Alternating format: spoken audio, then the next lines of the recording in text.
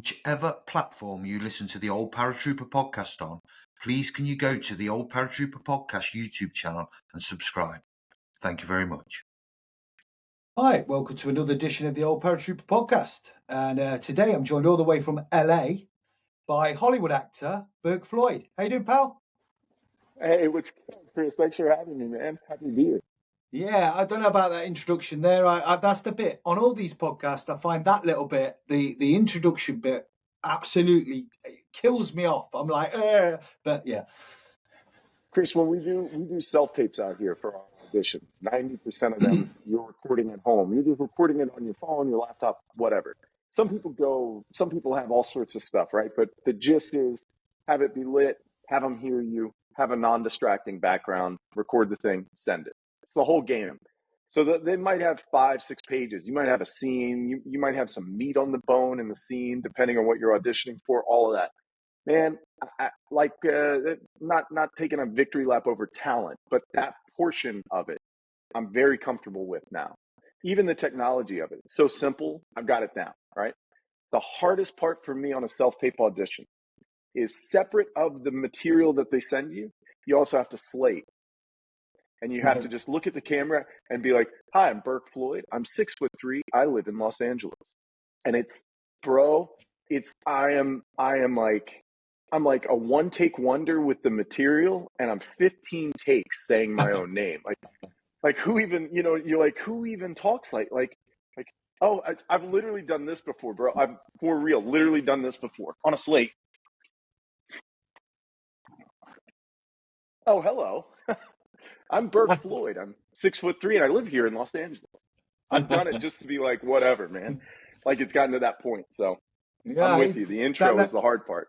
That's it. And, doing any sort of posts and stuff, I have to do so many different takes because I'm not happy with it. But when it comes to just sort of talking freely like this, I have no problem. It's just them few little bits, But it is what it is. It is what it is. Anyway, so obviously you're in LA right now, and we touched beforehand before we started about the kind of obviously the massive news that the forestry fires out there, and obviously we spoke before. You're not actually kind of affected by this round of forest fires, but it's been absolutely kind of horrendous, hasn't it? Yeah. My home is not directly in the path of the fire. Several miles from any of them, but yeah, it is. Man, it's wild. It's wild out here right now. And I will say, my heart goes out to so many people out there that just have lost everything and had to evacuate at a moment's notice. It's crazy. It really is. And the Pacific Palisades are none of this is easy. The Pacific Palisades and Malibu are known. For even folks who've never been here, they're known in our culture. There are things that people have heard of that are located in those places. There are views that people have seen, things like that. So that fire is enormous. I think it crossed. I think it's over 22,000 acres at this point. The Altadena fire is less those things. The Altadena, Glendale, the Altadena fire is in Glendale, Pasadena, things like that. Those are families, man. Those families have lost. Those are like, you're riding bike down the street. All of it's horrible. Don't get me wrong, but there are a lot of, it's just like the entire neighborhoods are just gone, man. Like it looks like a war zone. It literally looks like air support came in and just firebombed a neighborhood.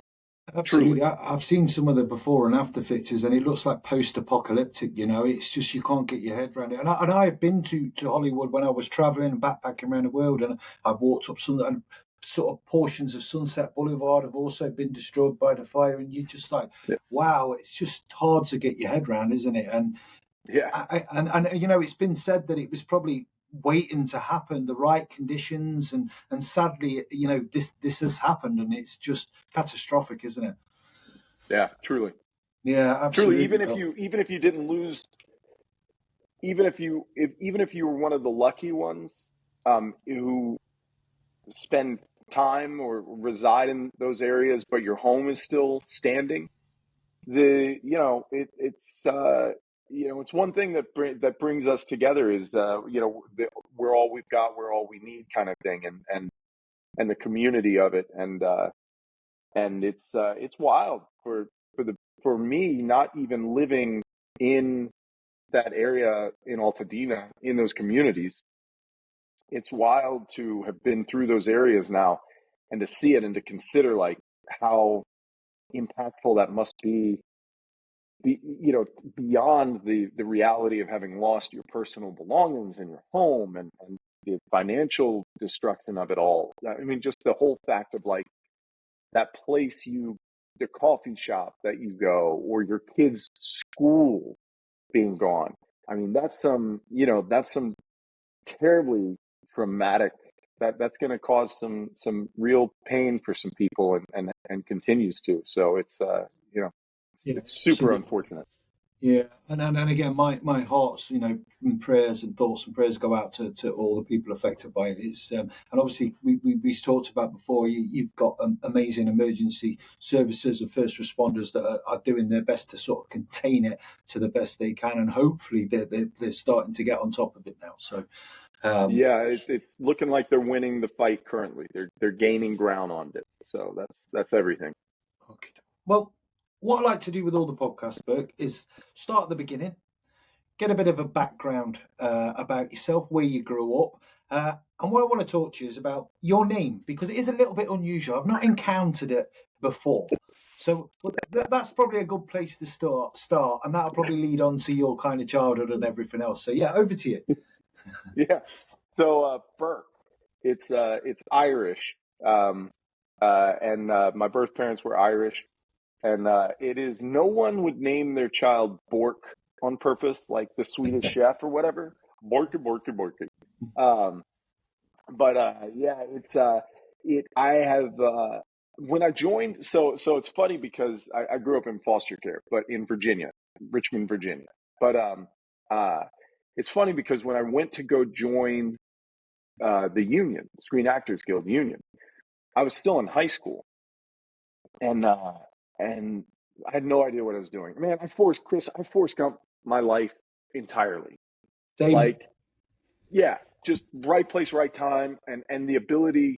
And I encourage everybody, unless it's unsafe or you feel, if listen to your gut on stuff. Like if your gut tells you that's unsafe or morally or anything like that, like listen to your gut. But if your gut doesn't alarm you to something, practice the joy in being like, yeah, okay, I'll do that. Sure. What is it? Yeah, that sounds okay. Sure, I'll try that. Because you like, I've lived my life like that, and somehow or another now I'm on television. You know what I mean? Like it's so weird. Um, but yeah, so I go into the Screen Actors Guild office in Washington D.C. That was the nearest office to Richmond. And I go in there and I'm sitting there with these two ladies, and very nice membership people or whatever, and they're talking to me about joining the union. And I'm like, okay. And I'd filled out um, my forms to join, like I filled out my college applications. You put your government name on it, right? Yeah. And I'm like, all right, here we go. I fill out all these forms and I give it to them, and the internet wasn't like some readily available thing at this point either. This is the early '90s. I'm like, like, here you go, and they grabbed this thin kind of phone book looking thing, and it was the membership directory, and they flipped through the directory, and this is all the names of anyone who's ever been in that union, because you can't have the same or similar name. You can't. Just like, you and I couldn't release a toothpaste company and call it Crest, but spell it with a K, right? Like, it's like branded. So I didn't know any of this, man. I'm a dumb kid sitting there trying to figure out why I got to give these ladies a couple $1,000s or whatever. I mean, all this stuff is so foreign to me. And they looked and they're, yeah, I thought so. Yeah, sorry, you can't go by Charles. It's my government name, Charles Floyd. I was like, what's that? They go, yeah, you need to pick a different name. I was like, oh man. So I ended up at some point talking to somebody all in this thing. I'm so confused about why I can't have my name. And they're so over me too. And I was a man child, dude. I was like 16, but I was 6 foot something, 200 pounds. You know what I mean? So they think they're talking to like somebody who's at all adult responsible for themselves, which I certainly wasn't. Still am not. Um, and so at some point, I was asked by someone in this whole exchange. They even called the LA membership office to try to be like, somebody talk to this dude. Like, we can't. This guy's driving us up a wall. And I end up on the phone with Ed Asner. Just Forrest Gump, man. Just by Forrest Gump. I'm on the phone with Ed Asner, and he said, "Let me ask you something, son." In that gruff voice that he had. "Let me ask you something, son. What'd your mama call you?" I was like, "Burke." He goes, "Well, that sounds like a fine name, Bourke Floyd. That's the name we'll see on the Hollywood Walk of Fame or something." He said, "That sounds like it's a star's name." I was like, "Oh, well, yeah. I mean, that's just what everybody calls me." He goes, "Well, use that, man. Why are you throwing?" He didn't judge me or anything. He didn't make fun of me, but I can imagine he was like, "That's what everybody calls you. Why are we worried about what you?" I don't understand. Why are we having this conversation? Why is this a conversation we're having? What did you write down before? What were you trying to be called? Like that? Why would you go with a different name? But so yeah, so it's that's my middle name, and it's my stage name, but it's also, point of fact, what my mama called me, and so just what I'm called, man. But it is definitely a weird it's definitely a weird spelling. When I was doing Babylon, the Damien Chazelle movie, um, Margot, actually, somebody mispronounced it. And look, when you're reading it, first of all, I'm also used to it. Like, it's spelled that way, so people are going to mispronounce it. But especially even if you know me well, when you're reading it's like anything else. It's like the Ron Burgundy effect. Like, you're reading it, and the context might not be there, so it's gonna, and somebody mispronounced it, and Margot, Robbie jumped in because she's from Australia, New South Wales, Australia, and in the NSW, the first warden, I think they called them governors, but they were wardens because it was a penal colony, was like some great uncle, grandfather, or something, Robert Burke, and spelled that way. And so she corrected the person for me. She was very nice when she did it. She was very, very sweet. But and it was like, and because you and I are a lot alike. All I was thinking during this whole thing is, Margot knows my name. And we had been working together for weeks. So, like, of course she knows my name. But it was just like, to see it that way, I was like, Margot Robbie knows my name. Like, she knows my name. That's wild. Yeah. No, fair play, fair play. I mean, that is impressive. I think that would probably just make my whole life if she actually knew my name. So yeah, you did well to contain yourself, I think, and sort of contain your excitement.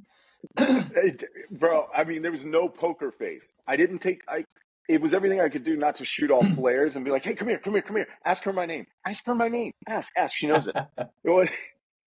But yeah, I didn't freak out quite as much as I was freaking out on the inside, and I'm fairly certain that there was zero poker face on this big dumb face. I'm fairly certain that I was just watching, grinning ear to ear, like, "Oh gosh, hey Margot."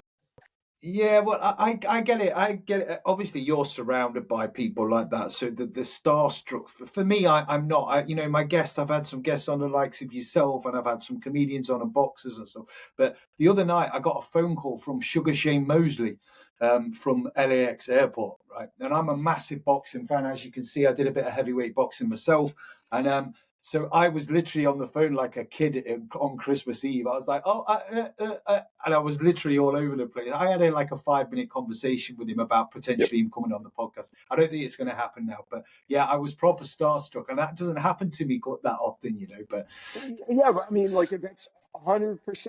There's something to be said for the fact that, like it's accepting the impact. There's something to be said for the fact that you can give yourself grace on that and accept the impact that this person's work had, or their talent, or their whatever had on you, and like acknowledging that and being like, wow. and then taking the step over to go like, I don't know them, I don't know what I think of them, I don't know, you know what I mean? But like what they've done, the work they've done is incredible, and like it deserves to be celebrated. And you deserve the opportunity. I mean, like, bro, Sugar Shane. I mean, listen, I remember Purnell. I remember Sweet Pea Purnell Whitaker. I remember that fight. That was wild, man. I mean, and Sugar Shane, and you know, Sweet Pea. Everybody thought he.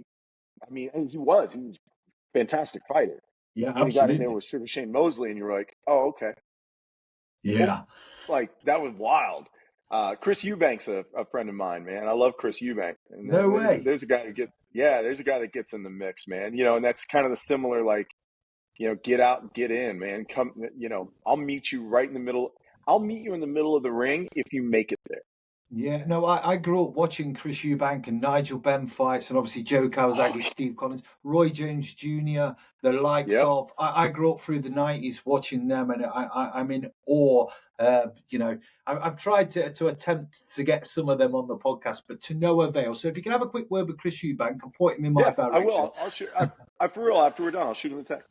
Dude, Ah, you mate, should. I think they've got video of it. Him rolling up in his McLaren, shooting the rolling up to the venue and shooting the flamethrower out the side of the McLaren. Oh, bro, Chris, man, he's he's a a wild man. character. He's a He's a character, all character. right. But you know what? In when you're talking to him, outside of that, he's, you know, I mean, he's still a character. He's still hilarious. He's still witty. But like he understands the showmanship of it, man. Like Yeah, he's Apollo Creed. He brings a little Apollo Creed to the party. You know what I mean? And there's nothing wrong with that, man. The no, characters of it absolutely. are what make what make it so enjoyable for so Yeah. many of us. You know? Yeah, no, 100%, 100%. So back on track, because Yeah. I knew Sorry. this would Yeah. happen because we're very similar. I'm sensing that. I knew it was going to die. We're going to go off at tangents, so I'll try and bring it back. Yeah. So yeah, obviously, kind of you Irish roots, and you touched on the fact that you grew up in foster care and stuff like that. So whereabouts did you grow up, and kind of how were you at school and stuff like that? Yeah. So I grew up in Richmond, Virginia. Lived at the boys' home most of the time. And man, you know, I was kind of a weird dude in school. Still am. But I was just different, man. I got into, so the whole drama, the whole theater thing. I was first day of school, freshman year, new school, high school. Walking down the hallway, and I played football. I played American football. Pretty good. And all the football players, all the varsity football. So I played varsity as a freshman. And all the varsity football players had study hall for their seventh period, for the last period of the day. That was just what we did, I guess. And so, you know, I've got my little slip and the sheet telling me where to be. And I'm trying to figure out where this classroom is. And, you know, first day, and I'm walking down the hallway to the classroom. And at the end of the hallway, there are two doors, a shared wall, you know, classroom on each side, a shared wall. And the doors are right there, 2 feet apart. I'm walking down the hallway, and there's this girl walking down the hallway, kind of like one step in front of me. She's the prettiest girl I've ever seen. And I'm like, oh my gosh. And I'm just going into some stupid study hall. And they were the two different, she was going into this one, and my study hall was this classroom. And so I just followed her into hers. And it was Gina Schottmointner was her name, and it was Drama 1 with Jeff Saunders, with Mr. Jeff Saunders. And that is how I got involved in theater, is because I followed a girl, the prettiest girl I ever saw, Gina Schottmointner, into her classroom and skipped my study hall only to wind up in the Drama 1 classroom. And immediately, I've never moved so fast. I was at my guidance counselor's office right after that class, before football practice, being like, I need to get into Drama 1, please. And I got Mr. Saunders to sign the thing and everything. I was like, I feel very passionate about theater, and it's really speaking for real. And that's how Is the whole thing got that started, is a man. crazy? Isn't it weird how kind of you end up down the path that you do just by simply following a hot girl into a drama and look where it's led you. Yep, Your whole career now has been about acting. That is crazy, isn't it? telling you, crazy. crazy. And like, it sounds made up, but I was there, man. I mean, I fully remember every beat of it. I fully remember every beat of that moment, just being like, and I even remember processing it like risk versus reward. You know what I mean? I was like, definitely worth the risk. It's just a study hall. Like, Does I'm she know this definitely story taking. as well? Does she know this story? She will do now. She will now, yeah. And I know exactly who's going to send it to her. My friend Jill Quinlan, who went to high school with us, she's going to see this and she's going to send it to Gina. 100%. I can see that happen. Brilliant. God, yeah, Well, she that's will good. now. That's good. That's good. I like that story. That's really good. Yeah. So yeah, Um, you kind of stumbled into the kind of the acting, and you know that initial kind of thing, because obviously it was by accident. Did you suddenly think, hold on a minute, I actually really like this? And were you like a natural at it, would you say? yeah, I think yes to the first part of that for sure. There was just something that clicked at one point, and I was like, "Oh man, wow, I love this is incredible. Like I love this." You know what I mean? So yeah, I was definitely my passion for it was ignited pretty quickly as soon as I saw even what it was. I was like, "This is pretty incredible." And I will say also, Jeff Saunders, my high school teacher for drama, um, like we were a lot when we were kids, man. You know what I mean? We're still kind of a lot, right? I like you said, like we have some things in common for sure, and like for him to have been like cool and just instead of stiff arming me away, he just sort of tried to point me at something where my a lot would be productive. He's like, cool, okay, go that way. Just go be a lot, go do it, but look this direction while you're doing it. Um, and like that's that kind of encouragement and that kind of patience, and that kind of recognition, man, they can be everything. And so yeah, I really owe him a huge debt of gratitude for what he gave to me, what he saw in me, and what he continued to help grow. Um, yeah, dude, I'll tell you. I think so. My freshman year, I played football, so we did a fall play and a spring musical every year. And the fall play, I couldn't be in. I couldn't even. Not that I would have been in it if I had auditioned. But I couldn't even work it regularly because of football. They couldn't go to the rehearsals and stuff. So but we were required to be a part of the crew or something, and so I was the quick change. I helped this one actor change his costume one time. That each show. That's what I did. Um, and so then in the spring, they had this musical, and I went and auditioned for the musical, and we were doing My Fair Lady, and I auditioned, and you know, uh, ended up being cast as Freddie Einsford Hill. We didn't have a lot of male singers at my high school at the time anyway, and so Freddie Freddie sings one song. He has a solo. He sings one song on the street where you live. And Goldie Weaver played was our star, and Anthony Yo. Those two were the stars, and they were seniors. And Goldie was so pretty, and I was just being like, "This is crazy. I'm supposed to be in love with her." It was so, I was like, "Oh, this is pretty cool, right?" And this girl that I really liked played the flute in the band, and she would like cue me in with her flute. She would look right at me and cue me in for my solo. That's how green I was, and that's after rehearsals. Man, I was so green. I had no idea what I was doing up there. But I remember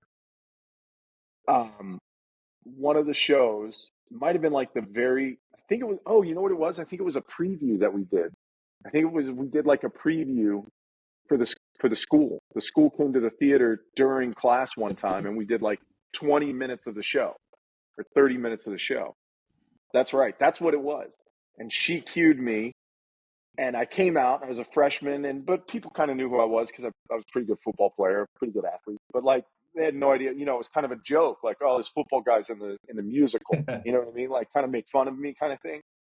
Um, And I really, it was that, because I remember it was all students.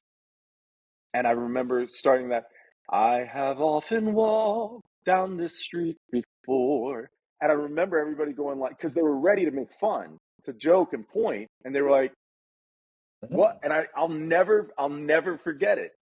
It was like that moment, and like that, wait, and people leaning in, and then afterwards people being that, I mean, you still caught some shit for it, right? From some people, but like, Absolutely, it was normal. yeah, normal.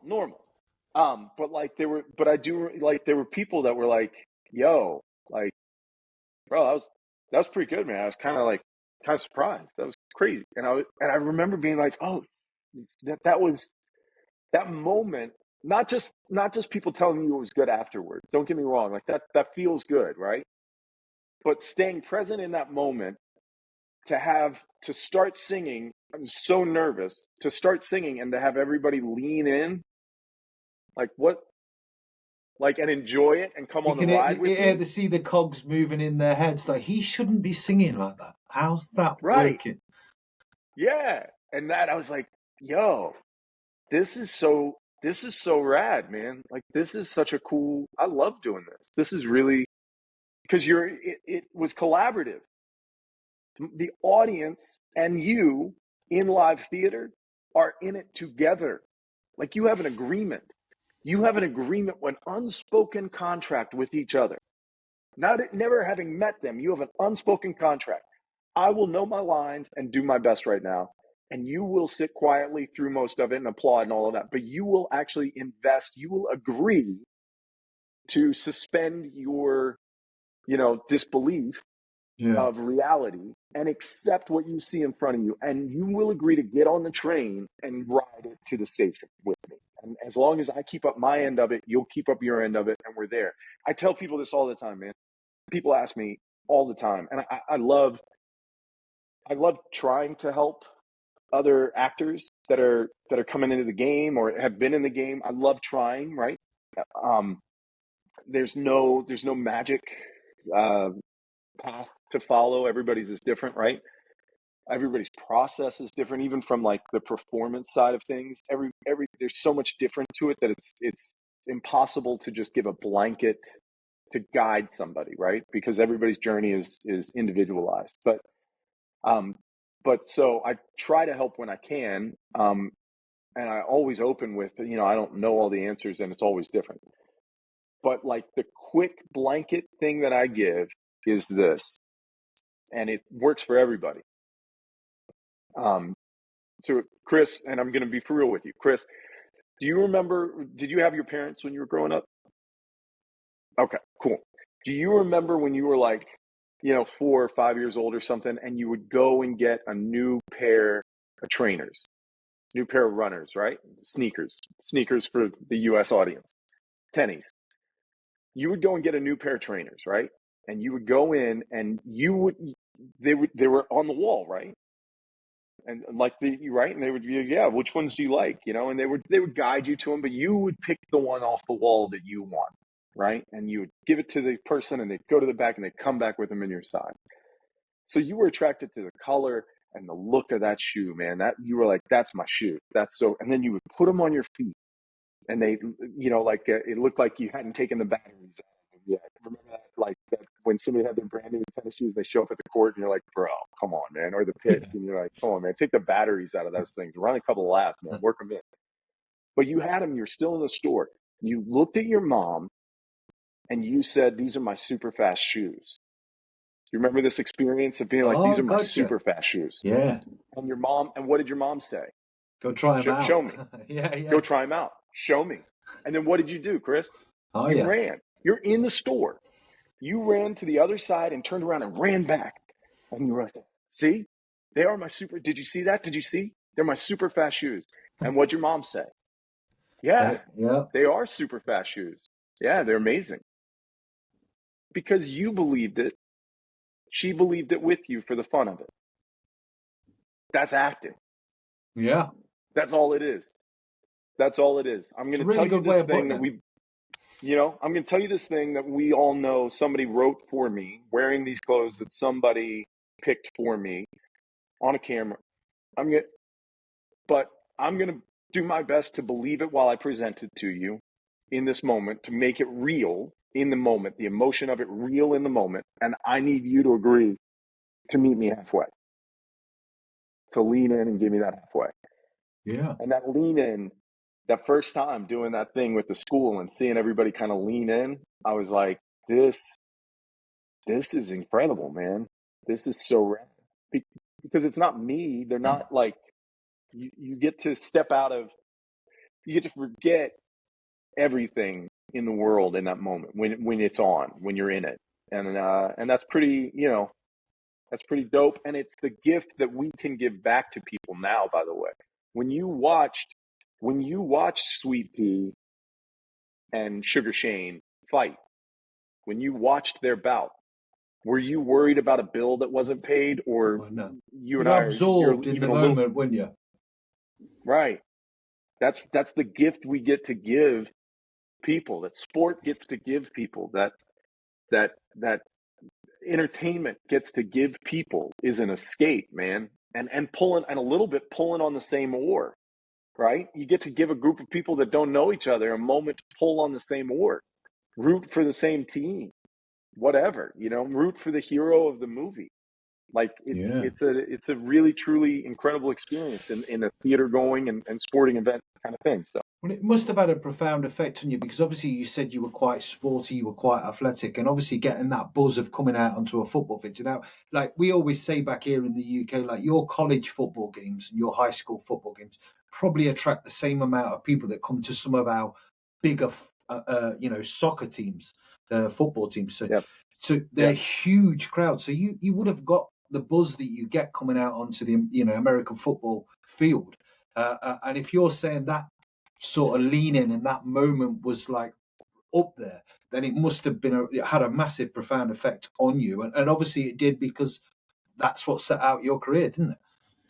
yeah. No, you're exactly right. And so I ended up playing football at the University of South Carolina, and yeah, and I didn't act when I was in college. I was focused on sports and getting my degree, and I never thought like it would be a profession that, I never in my wildest imagined making a living, even though I'd actually done a bunch of commercials in high school, and I had to join the union in high school, and I had a bunch of, I'd earned more money, than, most adults would have per year, uh, while I was acting in high school, because of the residuals and how commercials worked in the union at the time. Um, but I didn't know that because it was in a trust, and I had no idea. Like, I got nobody lifted from me, nobody stole from me. I was very fortunate. It wasn't like that. You know what I mean? I didn't even have parents to come and steal from me anyway. But like, it wasn't like that. It wasn't. It was just it was in this trust because I was a ward of the state.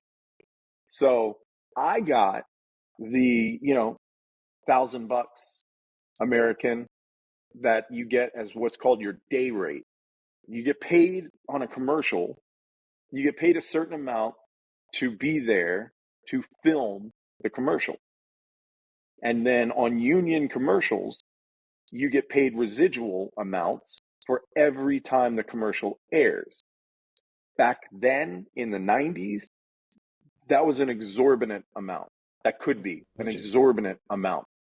And it was too much, frankly. And I mean, I'm not trying to, the pendulum had swung too far in our favor. They were paying, like, if you were on I did the Gap khaki swing commercial, and I got paid too much for that commercial. I No mean, one's don't get me ever wrong. I'm not said trying that. No one's ever to, yeah, said that before. I got yeah. paid too much. I'm not trying to give the money back. Don't get me wrong. But like, there's everybody today that complains that commercials don't pay like they used to. They're right. There was a point that it gradually came back to where it was reasonable, where it was the right, like a right, correct amount that you would have Yeah. to pay an actor. It was too much. Then they eventually got it back to where it was right, but the pendulum was swinging back, and so now it is where you don't really get, you don't. It's not like hitting the lottery when you get a big commercial anymore. And the people that complain about that, I'm like, right, yeah. And you know whose fault that is? Mine and other actors that were making this crazy money over here.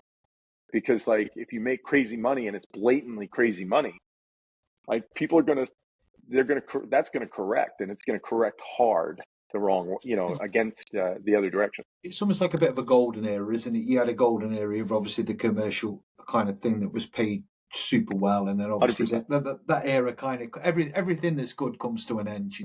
I liken it a little bit, not digressing, but I worked in the Middle East for 6-7 years, and we called it the golden era when the money was really really good, and then it dropped and dropped to where you can earn as much now in the UK, just do it without putting yourself at risk. So I get where you're coming from. You were lucky enough to experience that golden era, but it's almost shot people in the foot for later down the line, hasn't it? And That's correct. Yeah. And again, that's the human condition on almost anything, isn't it? Too much of a good thing and all of that, and like, it'll course correct and things of that nature. And so, yeah, I mean, it's wild. It's wild to me. The fact is that I act for free. Now you got to pay me to show up, and you got to pay me to wait, because there's a lot of waiting in acting. You got to pay me to learn the lines. You got to pay me to show up, and you got to pay me to do the waiting. But the acting, bro, Chris, the acting I'm doing for free. Trust me, that's on me. I got you. But that's the a acting, passion, isn't all it? the rest, Again, yeah, because I'm going to do it. And the day that you like complain about having to wait to get on set, then don't get me wrong, everybody does it. Don't get me wrong, that part is a real part of the business, right? Of any business, right? There are things, right? But like, as you're complaining about it, try to remember that that's what you're paid for. Yeah. Because the acting I would do for free. I was doing it for free in high school. I mean, I was doing it for Gina Schotloiner's phone number is what I was doing it for. But but nobody had to pay me for it. Like that passion, that passion is like, you would box for free. Yeah, I did. I've never really boxed for any money. I boxed for I made money for charity. I thought I'd use it to donate money to the firefighters charity and good causes. So I box for free because it's a passion, That's it. Do you know what I'm saying? Yeah. So there it is. So like, okay, all right, I get it. Don't get me wrong. It's okay to be frustrated. It's okay. Everybody gets frustrated at stuff. It's especially when you feel like your time's being wasted or inefficiently, or you're disregarded or something. You know what I mean? Like, just wait over there, and you're like, cool, but for how long? Yeah, I get it. I get that, and that is absolutely valid and a worthy way to feel, right? But it's okay to feel any way you feel is okay, because your brain's dropping some chemicals and telling you to feel a certain way. It's when you allow yourself to live in the negative space of something that you're doing yourself a disservice. Yeah. Like, when you sit in the corner, when you're told to wait over here, and you decide that person is doing that to you, this is being done to me. So, you know what I'm saying? Yeah. Like that, it's okay to be frustrated, pissed off about it. It's okay to be like, what? It's okay to, I don't know the language rules on your podcast, but it's okay to be sitting over there and go, what the fuck, man? Like, what is this? That's okay. 100% that's okay. It's when you decide that, like, you're going to soak in the negativity of it and be like, well, this place hates me. This is all bullshit, man. This is such, man, I shouldn't be treated like this. This isn't fair. Things like that. That's when, like, you ultimately are cheating yourself out of the positive elements of any experience you're in, is when you decide to live in the negative portions of it. Yeah, that's a very good point, actually. I like how you kind of explain that. And it is true. You kind of, there are certain things that are almost out of your reach. You can't change them. So rather than kind of dwelling on them, you've just got to accept them and kind of try and overcome them, haven't you? I suppose for trying to simplify it for my brain. No, but that's exactly right, right? And as long as those things aren't dangerous or physically or emotionally harmful to you or others, or morally reprehensible and all of that stuff, as long as they're just things, like that. Embrace the suck. Yeah. Embrace the suck during them. If that's as long as somebody's not like, because I can tell you for sure, neither of us are going to sit over in a corner and be dismissed while there is an actual victim, something happening to someone. We're not going to go over there. We're not going to sit over there. So don't get me wrong. Like, there are absolutely times to stand up, whether you feel like you can change it or not. There are times where you've got to take a stand, because that's the only way anything gets corrected ever, right? But when we're talking about sitting, waiting to go act, or sitting, waiting for your opportunity to do something you actually love, like, don't sit there upset with this, like, living in it. Don't let that be where you go. Don't let that be where your head goes, because your heart will follow. Yeah, but I'm sure that there are actors out there, and I mean, you hear stories, but again, as we talked about, I don't necessarily watch the media and I don't believe it, but you do hear some sort of stories of some actors that kind of throw their teddies out the pram when they're having to wait, and it's almost like, and I almost feel that's probably a bit of the fame and maybe gone to their head a little bit, and forgetting their beginnings. And it's, look, I don't condone it, but at the same time, I can sort of a little bit maybe understand that's a kind of nature of the beast. If you're treated like yes sir, no sir, everything you do, and then all of a sudden you're being, it's easy to then be like, well, hold on, I shouldn't be treated like this. It's almost created a beast. Yeah, of course. 100%, 100%. And also, like, you have to remember too, like there are people who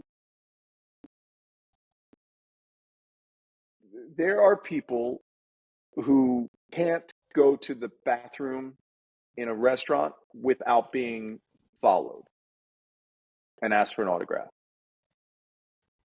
There are people, Michael Jordan, since he was in college, had to have the manager at the Piggly Wiggly in Chapel Hill let him in the back door at 9 p.m.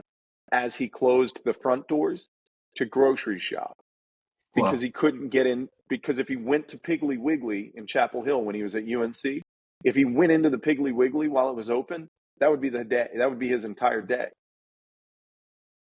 So yeah, man, maybe this is this one experience that you're going to have to see this celebrity, this person who you admire, and you with love in your heart and excitement, you're so hyped, and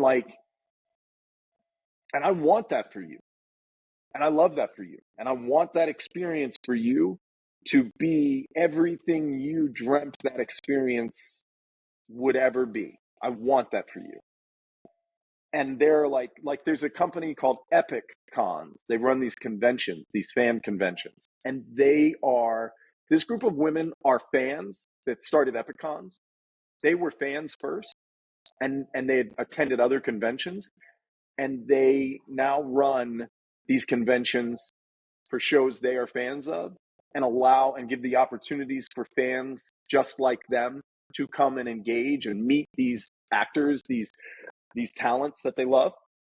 And they run them. They are the best, hands down. They are the best conventions you'll ever see. When you are at a convention as an actor, you know what you are there for. You're mentally prepared for it. You're excited about it. You get to be geeked up about it too, because it's all, you can set the expectation. And Epicons, and there are others that are good too, don't get me wrong, but the Epicon ladies they changed the game. Anyway, Epicons are so incredible at it. You're actually geeked up to go to these things, man. Like, for 2 days, I'm going to get to talk to fans, like people. I'm going to get to impact them. They've got that expectation. And not only am I going to meet that expectation, with Epicon's help, I'm going to redefine what that expectation could be. Like, they thought they were here for one picture with me and then to go over there for a picture with my dude, Chris. But no, we're going to give them a picture with both of them. And we're going to show up and pop out of the cake at this thing. And we're going to come over and personalize these experiences. That's one thing, man. That's one space, right? That's one thing. that you sign up for. I have an expectation. The fan has an expectation. There's an expectation, and we have an understanding. Going to the bathroom, out with your kid, trying to take a call. The world is burning. Yeah. And you can't go to the Starbucks that you always go to. You've got to, or the coffee shop. You've got to go over because you're unexpectedly. I'm not defending it. There's never an excuse to be an asshole. There's never an excuse to be an asshole. But like sometimes it's also not about you.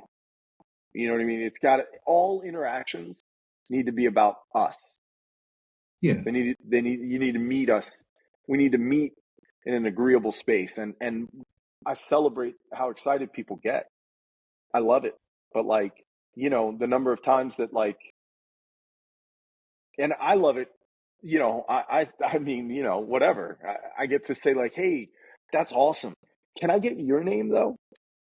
Like the number of times that I slow somebody down because I realized like they didn't realize that they hadn't even said their name. They're so excited. I love that, man. I mean, dude, like how how rad is that? But you're just making them see that you're, because again, when we see celebrities, like again, I'm just Joe Public over here, but when you see celebrities, you know, when you talk to people and you know, people like yourself that have been in multiple movies and massive movies and stuff like that, you think it's difficult because you almost think, are they going to be human? What sort of character they're going to be? And you get starstruck, and then you don't know how to talk to them. And like I said to you before, that phone call with Shane, I didn't know how to talk to him, but he's just a person. He's just a person. You're just a person. I'm just talking to you, having a chat. You're a nice guy. There's no need to be. But it's from my perspective, never ever been, or probably ever will be in that kind of circle. It's kind of difficult for us to comprehend, you know. Yeah. So like here, I got one for you, man. I got it. It's self-deprecating as all shit. So I was on a show called Spin City. And Michael J. Fox on that one as well. Yeah. Yep. So it was the first episode. My first episode was I joined the cast. Was just a guest star, recurring guest star in season 4, and it's the first episode of season 4. And obviously, I knew Michael J. Fox was on the show, and I'm a huge fan. I mean, who's not? Like, huge fan. And knew Barry Bostwick was gonna, you know, and I had the script, so like I knew who's gonna be, where they were gonna be, and all of that stuff. And I couldn't make the table read. I remember that I had something. I was finishing a movie out of town. They filmed in New York at the time. When Charlie Sheen joined, they moved to LA. They moved out here. But I was finishing a movie, I think, and so I couldn't attend the table read. So my first day on was the first day up filming on that episode, and we were filming in New Jersey at a triple or double A baseball park in New Jersey that was doubling as Yankee Stadium. Right, so I'm in my trailer, and the PA comes, production assistant comes, and is like, hey, come on, we're going to take you down south. I'm like, cool, all right. So we're walking down, and I'm fully prepared for Michael J. Fox. I'm fully prepared for Barry Bostwick. I'm fully prepared for these people that I know are on the show. And as the production assistant is leading me from the trailers, you know, around into the stadium, and then around and into where we're, you know, you can see how it is. I can see where we're filming, but, you know, this is how you get there, and we do it. We're on one of the concourses, and I look up, and coming from the opposite side, there were trailers on both sides of the stadium. Coming from the opposite side, but on the same concourse, is this woman, this blonde woman walking. And I'm like looking, and she's probably, I don't know, 500 feet away or something, you know. And I'm looking, and I'm like, is that Heather Locklear? And I'm just like, and I'm like peripherally following this production assistant, right? So I don't have to like pay attention to anything else. And I'm just fallen into where I'm now staring at Heather Locklear, and her production assistant, she had a security with her. He stepped in between, and that's when it broke my stare. And I was like, oh shit. I've been creepily staring at Heather Locklear for like 300 feet for like 15 seconds. Unknowingly, creepily though, obviously unknowingly. Totally oblivious to it, and totally in my head of, is that Heather Locklear? That looks like Heather Locklear. Oh my God, that could be Heather The Locklear. stages of understanding. Holy shit, it's Heather Locklear. What do I say to Heather Locklear? It moved on. These are the 5 stages, right? That looks like Heather Locklear. Wait a second, that could be Heather Locklear. Holy shit, it is Heather Locklear. As we're getting closer, what do I say to Heather Locklear? To, wow, this bodyguard is really strong. Those being were my 5 handcuffed and stages. dragged up. Yeah, those were the 5 stages of my first meeting with Miss Heather Locklear. Wow. Thankfully the production assistant like saw that and then was like, "What are they looking at?" And then looked over and realized it was me. Yeah, well, Matter with you. like you say, you've mentally prepared yourself for kind of, which has took some mentally preparing. I grew up watching Michael J. Fox and Back to the Future, Teen Wolf, you name it. I'm a 90s kid. So, massive. So you've mentally prepared 100%. yourself. And then another start. And weirdly, I did a podcast the other day with a guy that was a former military, former firefighter, and then he ended up running Pasha in Ibiza. The massive club in Ibiza for 13 Familiar. years. Yeah, for 13 years. And he still works out there now. He's 63. And he got a phone call of Bono from U2. And they wanted to come and rent the terrace out at Pasha. They came along. He mentally prepared himself for meeting Bono. And he says he's pulled the coach round to this side entrance because they didn't want to come in the main entrance. And he stood at the entrance to the coach. And Naomi Campbell, Kylie Minogue, and a few others got off the kind of Helena Christensen got off the bus in front. He was done. He was like, the entire cast of George Michael's 1995 Freedom video, basically, is who you just described, right? Pretty much, I believe all 3 of them are in that. Yeah, done.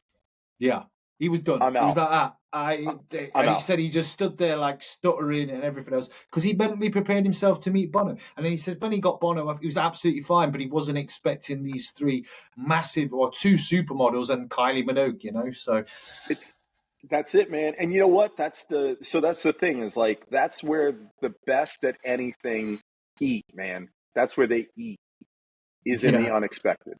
Yeah. Mike Tyson, everybody's got a plan until you get punched in the face. Yeah. Right? Yeah. So it's everybody, that's where everything, that's where the greats eat. Now, I will say that you can get to a point where you're numb to it if you want to. You can get to a point where you're numb to it. I still love when people come to visit who haven't been to LA before. I still love, so I auction off days with me at Universal Studios. Wow. I auction them off on Charity Buzz, and I auction them off for charity. It's all for charity. And they get auctioned off. And, raise money for Children's Hospital of Orange County or American Leukemia Lymphoma Society or Dear Jack, or, whatever charity, I auction off days at Universal Studios with me. And it is the most selfish thing I'll ever give away because I love Universal Studios. And it's even more fun when it's somebody's first time there because they geek out with me. And it's my excuse to geek out again. Yeah. You know what I mean? And the day I quit geeking out about that place that means so much to me, the day if you are practicing religion, if you are practicing meditation, if you're a yogi or a Reiki or if there's something that you do to better yourself or to grow, emotionally, mentally, or physically, anything like that, if you continuously keep showing up to the place you say you're going to show up but are just phoning it in while you're there, you're not, that's not the point, right? Yeah. So like you're cheating yourself, basically, right? Yeah. So like, I still every time I still want to, like, I was on the red carpet of the Golden Globes last weekend, and like, right before the fire, and Allison Janney is right there in front of me. I'm a huge Allison Janney fan. I mean, she's brilliant. There's Allison Janney, and she's literally right in front of me, looking gorgeous and whatever. And she turned around and said hello, and like, I didn't like melt into the carpet or anything. Don't get me wrong, but I mean, I was like, I got to tell you, I'm such a huge fan of your work. You know, I just did the Dr. Dre Snoop Dogg movie, I know. Missionary. I was going to talk to you about that. Yeah. Oh yeah, I just did that movie. Man, if you think for 1 second, now once we were working, it is time to work, and I'm a professional, and we're going to do that. And like, there's a time and a place during the process where I'll have the opportunity to tell them what they meant to me coming up and what they mean to me now. There'll be time for that. And if there's not time for that, that's okay. Do you know what I'm saying? Because there's a job to do. But you're out of your cartoon mind if you think when I showed up and they were both standing there that I didn't go like... I can only imagine. It's just crazy, isn't it? But I suppose to a little bit, like you say, not numb to it, but obviously that's the circles you kind of move in a little bit. But you're still going to kind of see people that you've watched your whole life or listened to your whole life, and then all of a sudden they're right in front of you, and you're like, holy shit, you know, and you have that moment. 100%. But let me throw another one at you, though, right? That just came to my mind, because you're exactly right. But that's the thing, is like, don't let yourself be numb to it. Control it. It's exciting. Be responsible for it. Prioritize what's prioritized, but enjoy it all the same. Do you remember being a kid, if this ever happened to you? Do you remember at any point being a kid, 10 years old, maybe younger, and running into your school teacher somewhere that wasn't school? Yeah. Do you remember how that blew your mind? Yeah. Do you remember that? Yeah, you were like, I remember that. Out of school, out of your place of work or place of comfort, like to speak. You grocery shop also? You eat meals of food also? Right. I only just thought of this, so it's not really a complete thought, but I hope you get where I'm going with it. Like, treat it that way, man. Yeah. Like, God, things were so much more fun when we were kids. And you know what? There's a lot of stuff that you have to face. There's a lot of stuff you have to deal with. There's a lot of stuff you have to address. There are a lot of responsibilities. There's so much that you have to do, right? Let yourself celebrate the shit you don't have to do. Let yourself celebrate it, man. And don't just have it be because that person's famous. Remember when it was your teacher. Have it be because that person was impactful. Celebrate the barista that makes your coffee and knows your name every day. Celebrate that person. I'm not saying you got to get geeked up every time, but find a time to sell them a smile, man. Toss them a compliment. Like, we are so inundated with shit we have to do, with places we have to be. Yeah, no, absolutely. And I liken it a little bit too. Like, I've told everyone that you're coming at work around the mess table, around the watch table, that I've got you on, and I've got Bourke Floyd on. I did call you Bourke Floyd. I'm not going to lie, because I thought that's what it was. But they were like, no way. And I was like, we just choose to do it differently. Yeah.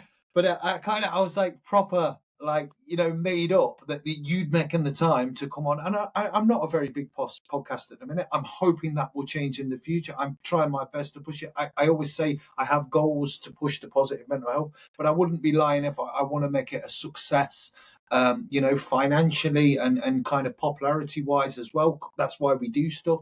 But, I was like proper, really, really chuffed that you've making the time with your massive following in your career over from Hollywood to come on my podcast. I was like, and that impact that you've had, is massive. And I'll remember that, so for you, it's probably another podcast or not, man. but you know what I got for you. You probably do a lot of these kind of podcasts, a lot of interviews and stuff. Yeah. So, but for me, it's huge, So, and I liken it to the first ever podcast I did. I managed to get Lucas Brown, who's a WBC, was a former heavyweight champion of the world from Australia. Yeah, that was your first one? First podcast. I sent him a message. He replied. He went, yeah, why not? Let's do it. And I were like, what? And it looked like it was filmed on a potato. I'm not going to lie, because I kind of had all the wrong software and everything else. It was a trial and kind of, but yeah, and I remember that, and I'm going to remember this because you took the time to come on my podcast, and I find that amazing. And it's nice that you recognise that, and you see The Rock doing stuff and quite regular, going into hospitals and just taking the time out for fans. And you know how busy he's likely to be, and you just think that is amazing, because then people will remember that for the rest of their lives. It's a massive part of their life. Dude, so yeah, The Rock was DJ was driving. He doesn't live too far from me, and he, I mean, in a much larger, and I don't think he actually lives. He doesn't live there anymore. But the vans drive the see Hollywood stars' homes. I've been on the one tour. of them. I've been on one of them.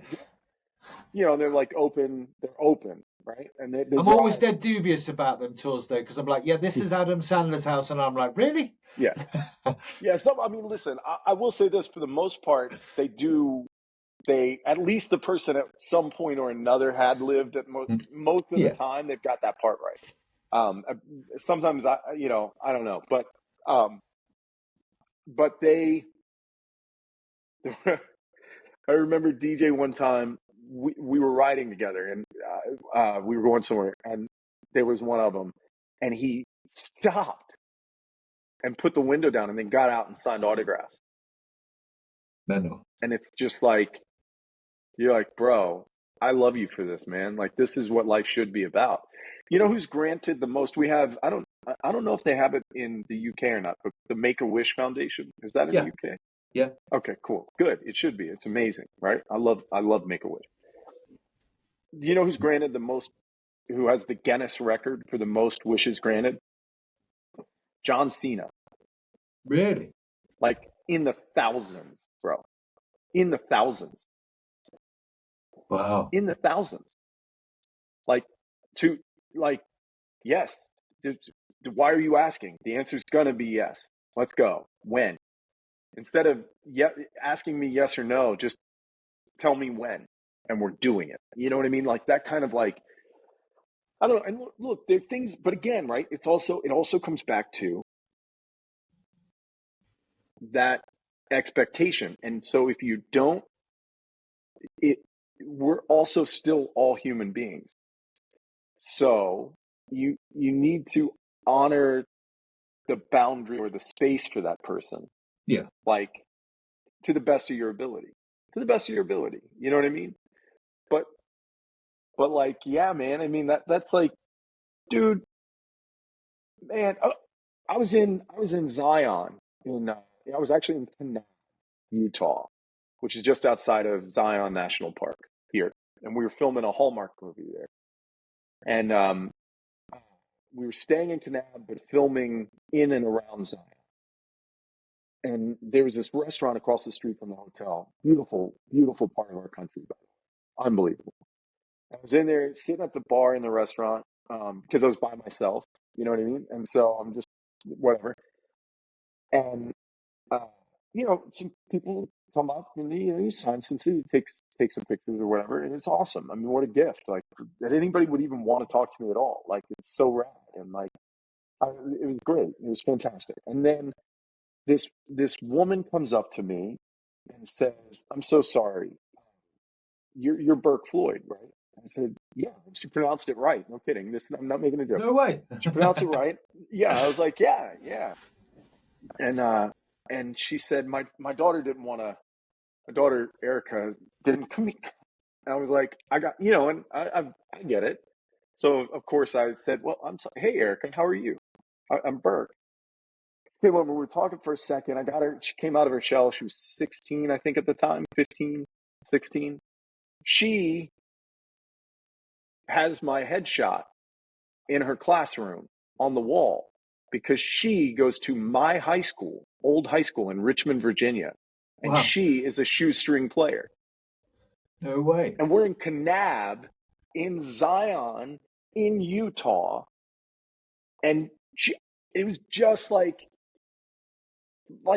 you can get paid back tenfold for the 30 seconds or 45 seconds you take to engage this other person. Yeah. And to be present for that. You know what I mean? Because that's wild, man. If I hadn't engaged her to try to find out, like, you know, just to find out anything about her, it would have been a sign of thing, and she would have left, and then a day later, because we've all done this, a day later, she and her mom probably would have been like, man, we should have told him that you go to his high school. Like, we should have mentioned it. I was so nervous. I didn't want to say anything. And I didn't, you know what I mean? And it's like, just do what you can to engage it. The first movie I ever did was the original Teenage Mutant Ninja Turtles movie in the 80s. We filmed in Wilmington, North Carolina. And they were at the Screen Jub studio. And they were shooting The Exorcist 3, I think. It was one of the Exorcist movies. I think it was The Exorcist 3. But George C. Scott was the priest in it. And I loved him in Patton. I loved George C. Scott in Patton. And like, I know it's kind of weird for a 12-year-old kid, but or 11, however old I was. I loved Patton, man. You know what I'm saying? Like, I was down. George C. Scott was there. And so one of the production assistants, like, worked it out for me to get to go meet George C. Scott. And, like, he knew I was coming. He knew they were bringing over this kid from this teen. You know, can you imagine George C. Scott's like, you're bringing a kid from what movie, though? Yeah. Well, Teenage Mutant Ninja Turtles? Yeah. Are you for, is that the movie with the talking rat? Right? Like, Yeah. I can't even, like, God, I don't know what must have been going through his mind. And he's like, I would imagine he probably was not keen on it, right? Not geeked up to do it, but was like, yeah, fine, whatever. I'm sure they had to, like, talk him into it. And they knock on the trailer door. He opens his trailer door, and I can tell he steps out. He thinks I'm full of shit anyway, right? He thinks, like, this 12-year-old, like, what is this, right? Like, what is even happening? How would you know Patton? All of these things. I mean, I really can't put myself in his shoes now. And so he stepped out, and he was, he wasn't rude or anything, but he was definitely like, let's get this over with, kid. You know what I mean? Which, like, I get it, because he thinks it's bullshit. His expectation is that this is, like, almost a prank on him, right? Which I get. I totally get it. And I reached out, I stuck my hand out. He goes, what's your name, kid? And I said, Bourke. And it's a real pleasure to meet you, Mr. C. Scott. I'm a huge fan. I didn't know the C was his middle initial. I thought his name was C. Scott, Mr. C. Scott. And I did. I genuinely did. And the honesty of that moment, and I remember that he looked at me like, are you fucking with me? You having a laugh? Do you know what I'm saying, though? You taking a piss? Like, what are we doing? What are we doing, kid? And I remember him looking at me and me not knowing, because I genuinely thought it was his name. So I had no idea what I had said that could have possibly been out of line. And in that moment, he realized that I was genuinely a kid who was genuinely excited to meet him and genuinely a fan of Patton. And he was like, and I remember also the two production assistants being like, oh. Yeah, I can imagine them like, oh no, what's he said now? No. And he had me on his trailer, and we ended up having lunch on his trailer. Wow. And just, like, I don't know how long I was in there, maybe half an hour, 45 minutes. But because it was an honest thing, and, like, it snapped him out of his expectation. So I'm just saying, like, set expectations for yourself, set expectations and goals, right? But process over outcome. Yeah. Because the process is right now. So focus on the right now. Process is far more important than outcome. And, like, if you can live in that process, if you can adjust on the fly, Everybody's got a plan until you get punched in the face. You know what I mean? It's true. It's true. And You're a you know, firefighter, man. yeah, Come but on. it's true what they say, you know, and a lot too many people, and I've been guilty of this as well, as like living in the past and going, oh, back to instead. It's hard for people sometimes to live in the present. You're always chasing Yeah. that next thing, aren't you? You're like, oh, I can't wait Yeah. till I can afford a bigger house, or I can't wait till I get that car. Just enjoy what you've got, and I suppose it hits home when you see disasters that are happening now in LA and other disasters that are happening in the world, and you sit there and you go, you know what? I'm really lucky for the fact that I'm here. I'm healthy. I own my own home. I have a car. I have a job. I'm financially okay, you know, and stuff like There's that. food on the table. Yeah, there's Yeah. food on the table. I don't tend to. I have the same struggles as everyone else when it comes to finances, juggling them every month. We all do. But you know, you have to be thankful. And sometimes you take a kick up the arse. Sometimes, don't you? To think, hold on a minute. You know, I'm doing all right. Things aren't that Yeah. bad, but you can always want to be better. I don't think it's a bad thing that you strive to better yourself. You know That's right. you know, it's a That's good right. thing. And to your point too, for mental health, your brain is the only thing that can lie to you, and you will believe it every time. Mm. Your brain can tell you something, and you will believe it. And those that are struggling with mental health, cycle of depression or diagnosed thing, all of anything, all of that, you know, your brain can lie to you, and you can't argue with it because it's what's lying to you, right? Your brain can gaslight you left, right, and center. Of course, yeah. And that's the reason why when we talk about expectations and realities, and when we talk about goal setting, and when we talk about embracing the suck and acknowledging that it's okay for it to suck right now, it sucks, but that's okay because we get better. The important thing of all of that from a macro, when you come down to the micro of it, is, especially with mental health, is seeking, being willing, being brave enough to decide, I don't want to live like this.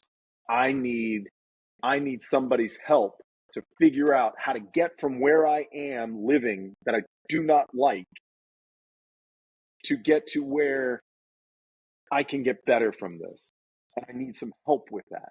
And then Absolutely. it's you know, your buddy checks and things like that, like you know, having a swim buddy, that kind of thing, man. Like one of my best friends, Andrew McMahon, he's a musician, a brilliant musician, kind of a bastardly good musician, if I'm being honest.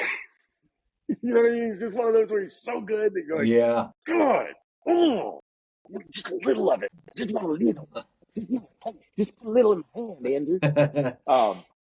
But yeah, he, you know, the emo punk rock scene. He's like, you know, that, you know, it's Monkey Island and he's king kind of thing in that, because he had something corporate, Jack's Mannequin, and now he's got Andrew McMahon in the Wilderness, and I highly recommend his music. But he's got this song Swim, that like lyrically and everything, it kind of speaks to that, like, and it speaks to that whole, like, you just got to you have to keep swimming. You have to keep putting a foot in front of the other. And it's okay. Not only is it okay to ask for help, not only is it okay to accept help, it's also okay to understand that while doing that, you still have help to give others. You can still, you know, put on your mask before helping others put theirs on is important. But you can still, once your mask is on, it doesn't have to be perfect yet. You can still be helping others, even if it's only by the example of bravery that you show to your kids, to your family, to your friends, to your mates, to your team, of asking for help.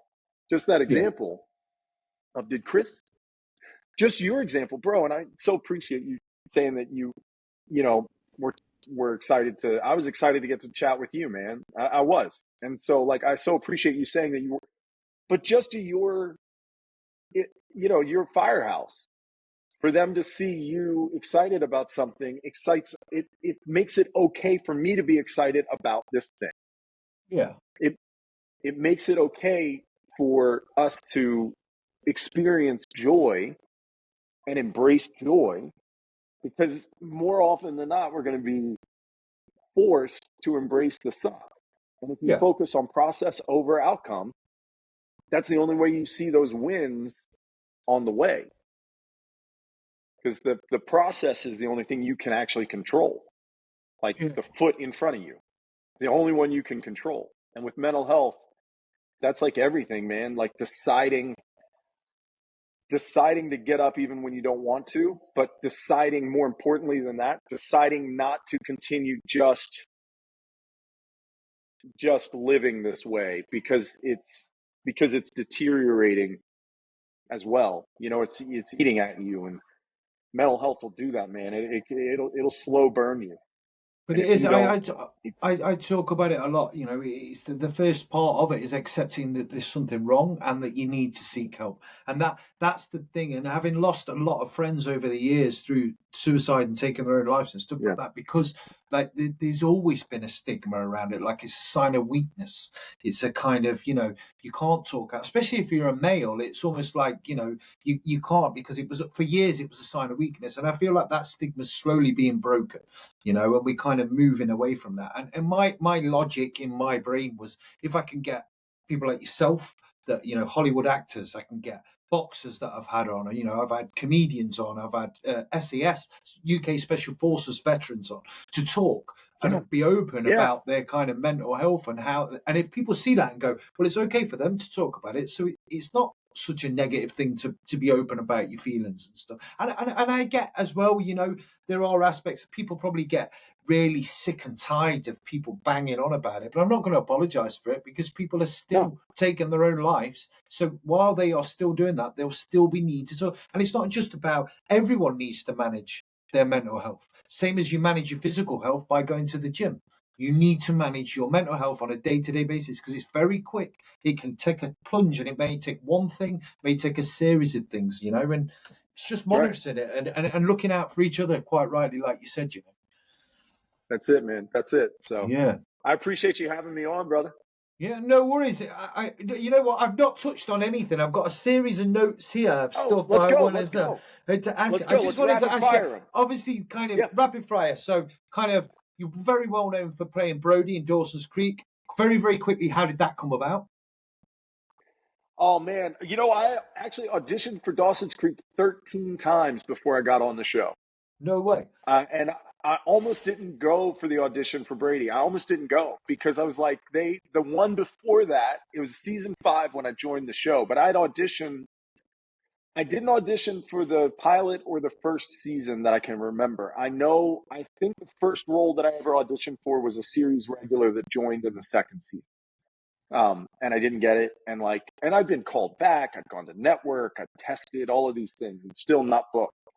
And then I'd had an audition for a one-liner on the show. A dude that says, laughs and says, "I just lit my fart on fire." And I didn't book it. And I'd been auditioning for series regulars and guest stars on the show. And then randomly I'm asked to come in and audition for a dude who says, "Hey, I just lit my fart on fire."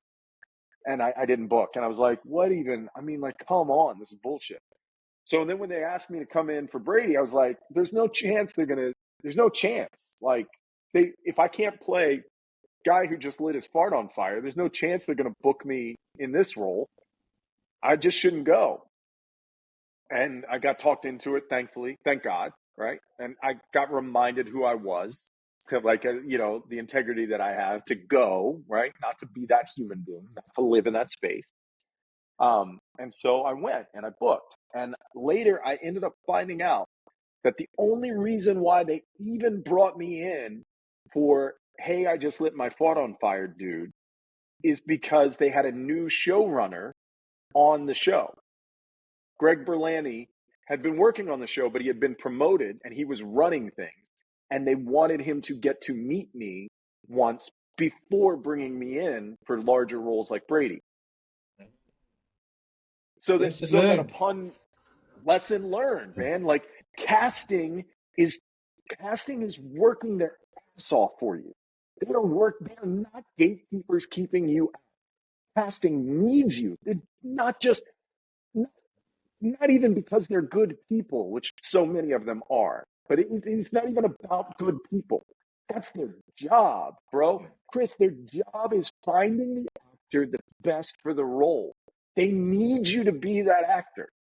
So they want you to be that actor. They're doing their job. Their job gets easier if you're the right guy. So like casting works their ass off for you. And they're playing chess a lot of the time while we're playing checkers. So get out of your own way, man. Like I'm just happy that the line was, haha, I just lit my fart on fire. Because like I'll never forget it. Yeah. Well, it's stuck in there. I'll never forget how pissed I was. That like I got called back for dude who says, "Hey, I lit my fart." Like I had to come back in and say this line again. You need me to come in to say, "Hey," you need me to come back.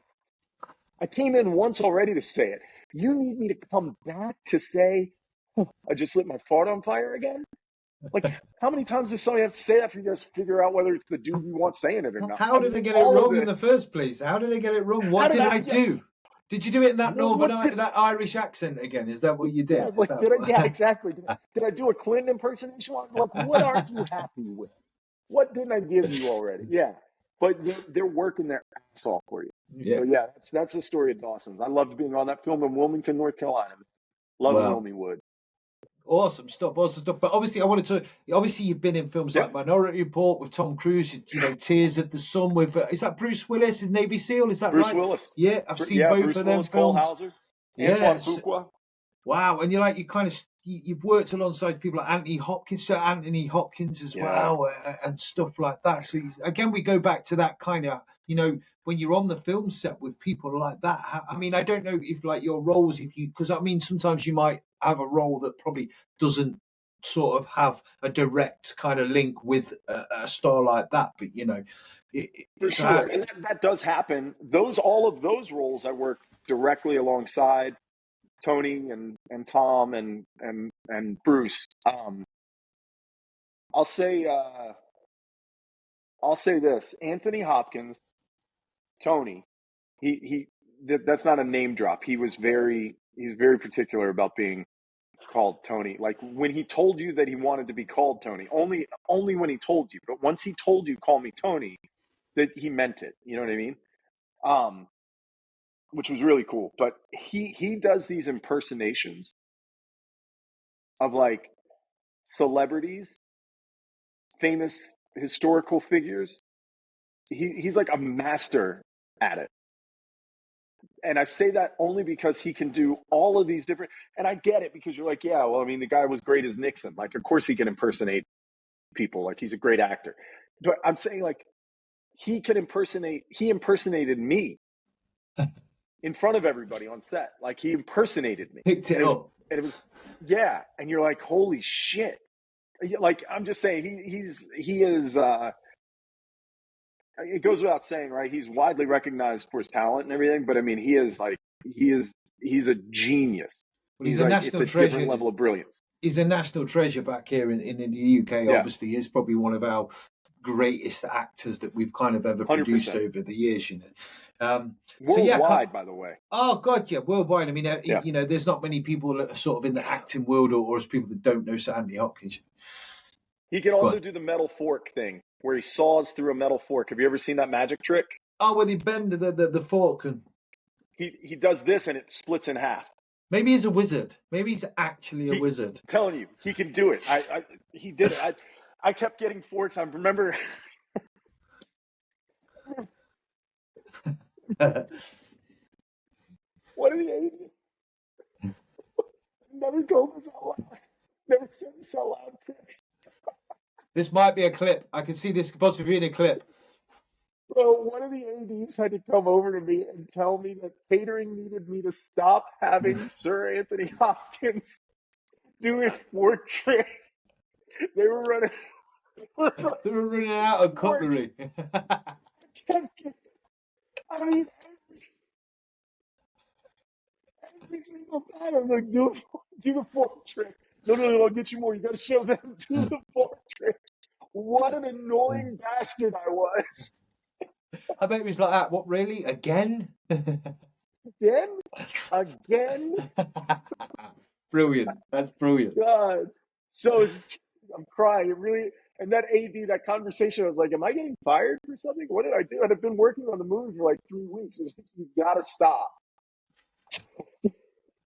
You got to stop asking him to do a fork trick, man. Everyone's eating with plastic knife and forks now. Please stop. You know? For real. Brilliant. For real. Brilliant. Yeah. How about that for him, though? How about that for him? Just beside. How about that for having some patience with a young kid on a movie set? Absolutely, you know, and it goes back to what you said, you know, and look, you remember that in obviously with very fond memories because it's really kind of made you laugh. So he took that time and he was like, and he probably understands that as well. I probably 95% of actors have that time and patience, but you'll always get some that perhaps come across as bit as arseholes, you know, you're going to get that.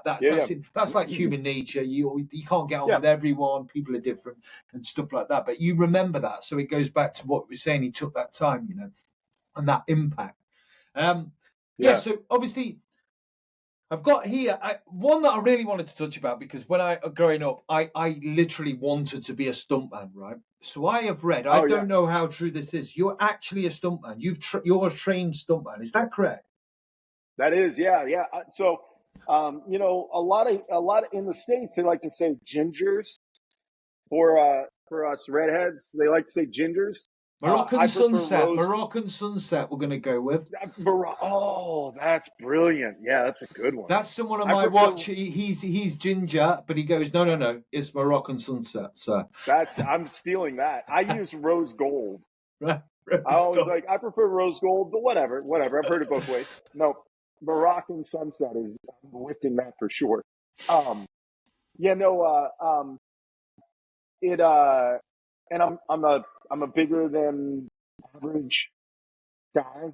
You know, I say 6'3", I'm actually 6'4", and like, you know, that's big, especially for acting. And so doubling me was kind of tricky. Was kind of tricky coming up when I was starting out, and I realized, like, well, I mean, you know, I also was a heck of an athlete and had spent some time doing some things, you know, been around the world a bit and like skipped around a little bit. And so, and I'm physically capable.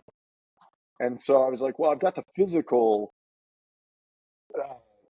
capability for it. I just need to be trained. And so, yeah, I went to stunt school and like the Academy of Body Science and man, I mean, it like, you know, I can do high falls, ratchet pull. Yeah, I do all my own stunts. And now driving, and weapons, cool. Firearms and stuff, and driving. Yeah. That's my bag right there. But yeah, I'm the guy for that for sure. I go over Taryn Tactical and a couple other spots, but like Taryn's my dude. His birthday's coming up. Actually, that just reminds me. I've got to get him a gift. He's got his birthday party in a couple of weeks. Yeah, no. It's funny because insurance. I have to be careful because I don't want to narc anyone out. There are stunts that I have done that if you look through my work, you will see and go, wow, that's weird that insurance signed off on that with him. Do you know what I mean? Yeah. That maybe, Chris, perhaps. Allegedly, if you will, you know, maybe we hadn't fully looped them in specifically on. Maybe adjustments were made in between the pre-production meeting with insurance and on the day for the shoot. How about that? Very political. I like that. Very political. How you've skirted around the. Organically through the growth of the project and the art, perhaps the stunt itself was altered some. Inadvertently. I get you. Yeah. No, So that is funny. Yeah, but I do appreciate it. I think it's kind of cool. Like, I think it's kind of cool. I was shocked the first time that I had heard it was Big Mama's House, and they were going to throw my character through the window of the bar at the end. They were going to do this kick and the thing, and then throw my character through the front window, the glass window, and they couldn't get insurance to sign off on it. So instead, it was like a kick, headbutt, head slam, fall thing that insurance would sign off on. And I remember being like, oh my, like being disappointed because I thought it was going to be such a cool, it'd be a great stunt through the window. Yeah. But also like realizing after the fact, because I was really in it at the moment, but later realizing like, wow, like somebody has a book of what things cost and like my value as an actor. I mean, and I mean, it was kind of like a pat yourself on the back, which, I don't really like to do much, but like, I was like, holy cow, like there was a bean counter in an insurance thing who like typed in my name and got a number back and was like, yeah, you can't do that with him. That's crazy. The beauty is though that then you become you could be Tom Cruise, which have you ever heard the Tom Cruise story about Mission Impossible? Is that the And ankle the running story? around No, oh no, God, yeah, that's a bad one though. And he continued the scene. It's incredible that he's still chasing out. He gets up and still goes. No, there's one of the Mission Impossibles where he's running around the building. He's free rappelling and then he runs or he bounces off around the building and he circles the building on this free rappel.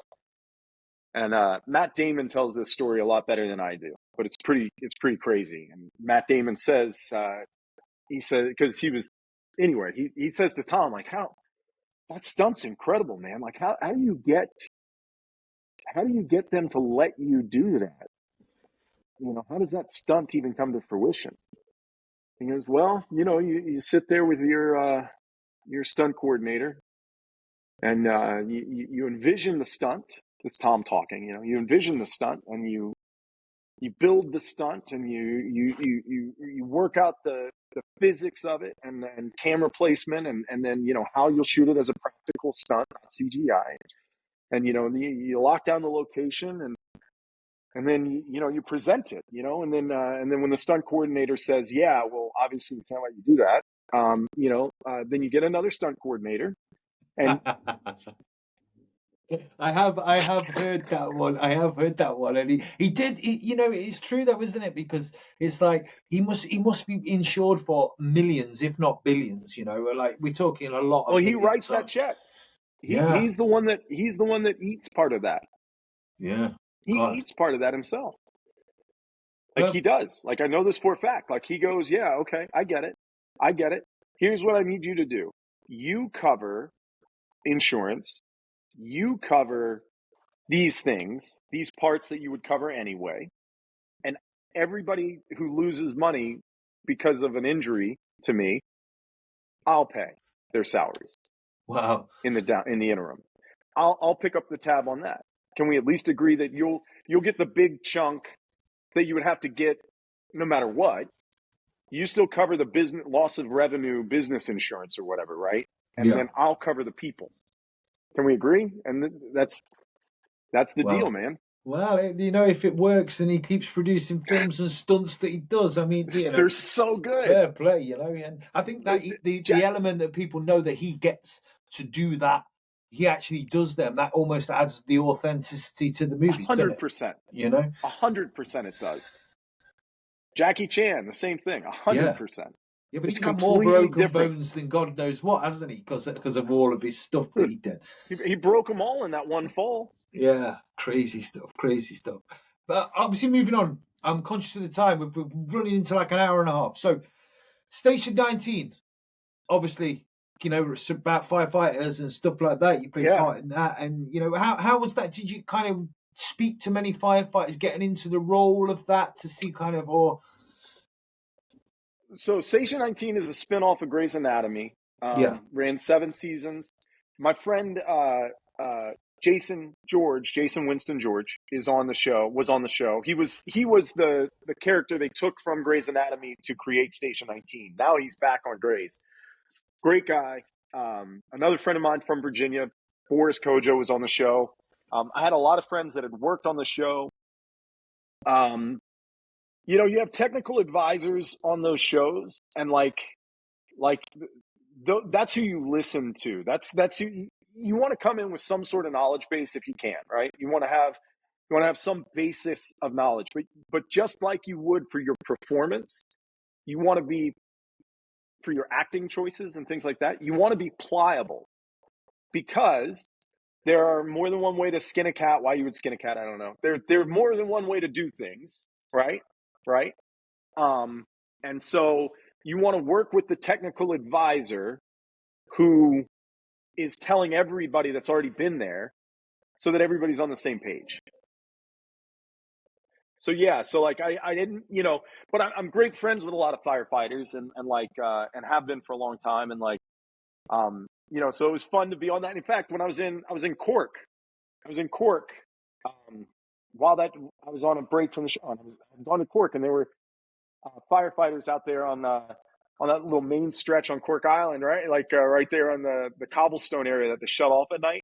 And one of them recognized me, and then everybody proceeded to make fun of him for recognizing me from that show.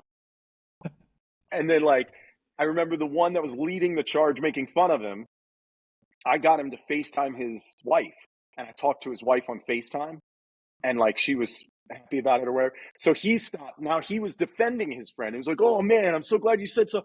You know what I mean? It was so rad. It was a cool, you get to flip it on him. So yeah, it's a great show. That was as firefighters, we get given a lot of stick. There's a lot of banter, and if you watch anything sort of firefighter or fire brigade, fire service related, you get hammered for it, because it's not, and people pick it to bits to go, that's not real to life. You can't go in there without a mask on. You can't do that. And I suppose it's like watching a kind, military people watching kind of war movies. You're like, no, tactical, you wouldn't be doing that. Trust me, that's not how that works. Yeah, that's not how life works. So obviously you do quite a lot of charity work, and you have done for a number of years. Just wondered if you wanted to kind of touch on the kind of charity work that you do.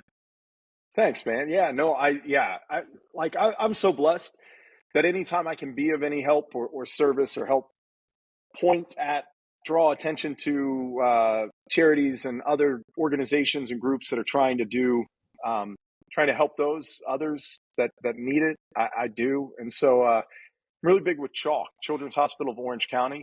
But I was the spokesperson for the Miracle Network of hospitals for a couple of years, a long time ago. And so I went all over the country to those hospitals and really saw what they can do. And it's pretty incredible what they do for both the patients, right, but also the children, but also for their families and for the community at large. So and another one, the Dear Jack Foundation was founded by my friend Andrew McMahon, and I love working with Dear Jack Foundation. And Andrew was diagnosed with leukemia and ended up receiving a bone marrow transplant from his sister, and he was doing well. He's a father. He's still a rock star. But his organization helps those that are going through that in real time, particularly in the young adult world, because that's it's like a window that kind of gets missed in that regard. And so in conjunction with Dear Jack, I also love working with American Leukemia Lymphoma Society. And so what I do is I go to whatever event they invite me to. What I do is I try to, when given the opportunity, like you just did, I try to talk about them and draw attention to them.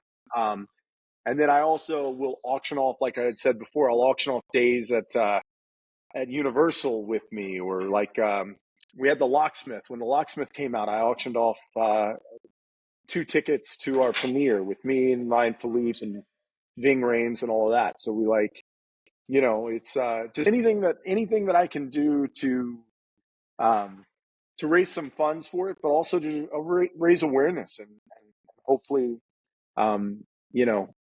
assist in opening somebody's eyes. Because look, a lot of people won't have money to give.